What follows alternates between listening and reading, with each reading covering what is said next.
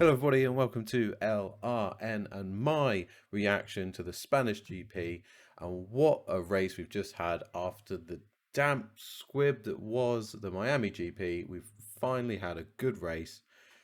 So many good drives from so many drivers. We've had Alonso coming from the back of the grid right into the points. We've had Max delivering a race-winning performance. Obviously, that's largely due to the issues that Leclerc had with his powertrain, but he's won the race even with the DRS issues that he was having. So fantastic drive from Max. Russell, defensive masterclass, holding off Max for ages. Again, the DRS helping, but in a slower car, holding off Max, doing a really, really good job in the Mercedes. Hamilton coming all the way again after his incident with Magnussen, which in my opinion, I think the fault on that lies with Magnussen, so I'm not going to hold that against Lewis on this occasion. I think he's had a fantastic job, especially given that his mindset clearly wasn't in the right place. To get his head down and get back into fifth, would have been fourth without the issues that he had at the end with the cooling issues in both Mercedes. Thankfully for Russell, he didn't have anyone close enough behind him to lose any positions, so he solidified that third place podium even with the fault that they had.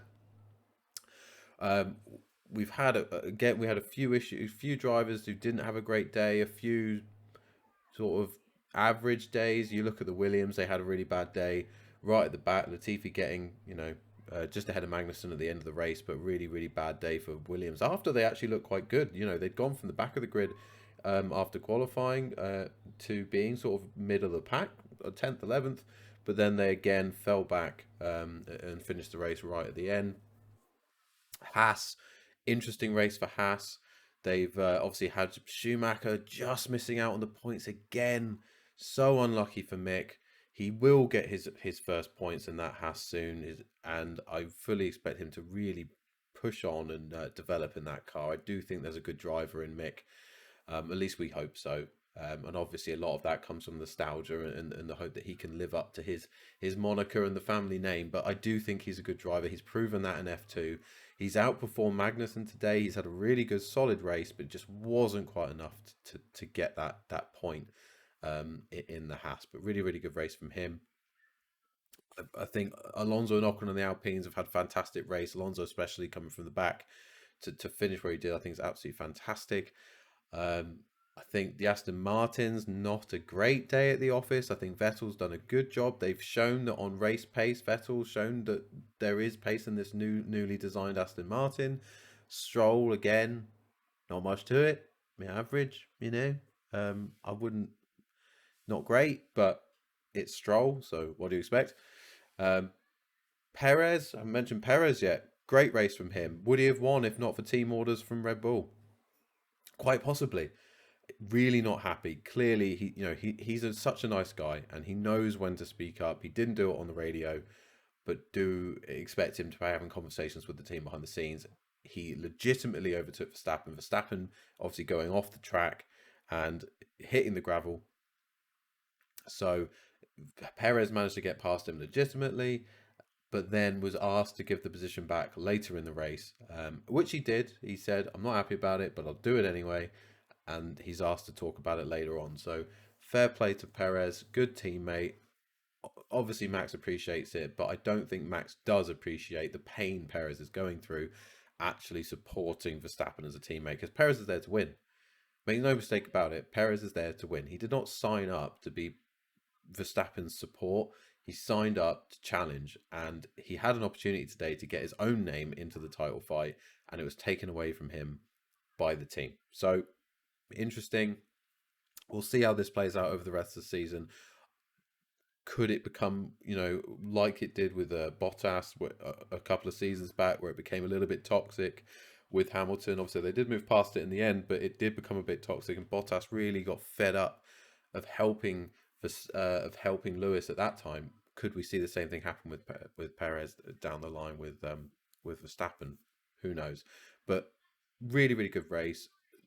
The fact that the tires were graining up so quickly, the fact that we were looking at 3 stops for pretty much everyone on the grid was awesome. I think it really, really added to the racing and to the tactics of what we saw today. and we saw so many fantastic drives. So yeah, really, really good, interesting race. I hope we see more of that, especially in a Grand Prix like we have in Spain. Normally, where there isn't much overtaking, I actually think they did a good job, and you see drivers like Alonso really flying through the grid. Obviously in a quicker car, but I think did a really, really solid job to do so many overtakes. There were issues with crosswinds, taking signs and Verstappen off at the corner four, and yeah, the DRS issues, the Leclerc not being able to finish when he was so far out in front. Interesting to see how he bounces back from that. Obviously, going into his home Grand Prix at Monaco, will he get that win? I think hopefully we were finally going to see a race today. Until Leclerc dropped out, we thought we were finally going to see a race where everybody finished and Verstappen didn't win. But unfortunately, not the case. We continue this trend of if everybody finishes, Verstappen wins, and we'll move into the next race at Monaco, hoping that, especially in that race where even with these new cars, I fully expect overtaking to be non-existent, and the qualifying performance is with the Ferraris, I would hope that we'll get the Ferraris in front.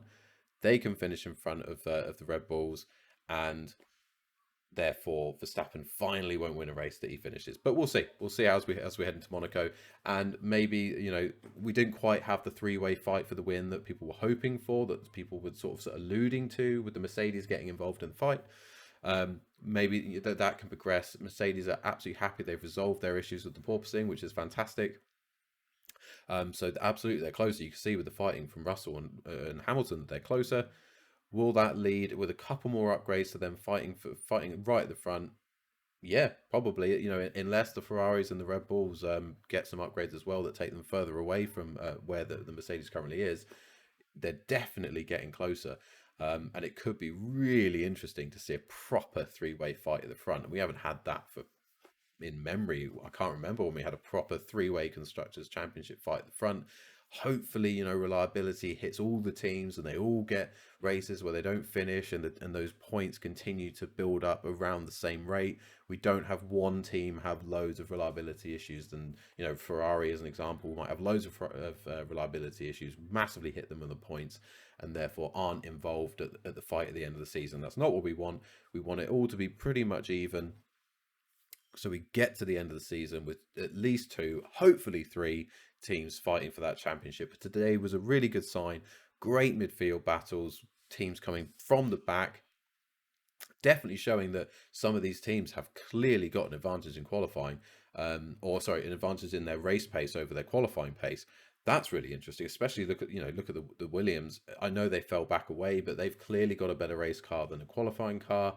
The Alpines clearly have a better race car than a qualifying car. McLaren seem to be the team that sort of average at both. That they weren't great in qualifying, they weren't great in the race. They kind of had a bit of a meh race. But again, we'll see how these upgrades develop over the next few races and what happens moving forward.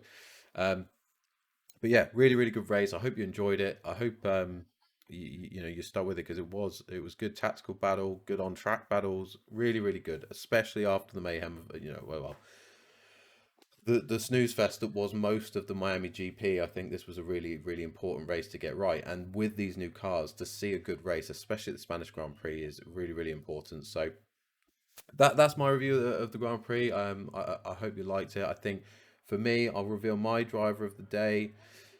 It's really difficult. I think so many of the drivers had really, really good drives today. But on balance, I'm going to go with Lewis. I think Lewis, to have the incident he did at the beginning of the race, you could see him falling back. His head wasn't in the right place, but then to get it together and get back what should have been fourth, forced into fifth because of the issues with the car. I think that's a fantastic drive. If I had to pick a second place, it'd probably be Alonso, but I'm going with Lewis for driver of the day. But honestly, there were so many to choose from. Congratulations to all of them. Brilliant racing. Let's hope it moves again. Another good race into Monaco and into the rest of the season. And I hope you enjoyed it. But anyway, that's my race reaction. Thank you so much for watching. Make sure to hit like on the video if you enjoyed the content. Hit that subscribe so you're notified of any future content. Hope you have a great day. Thank you. Goodbye.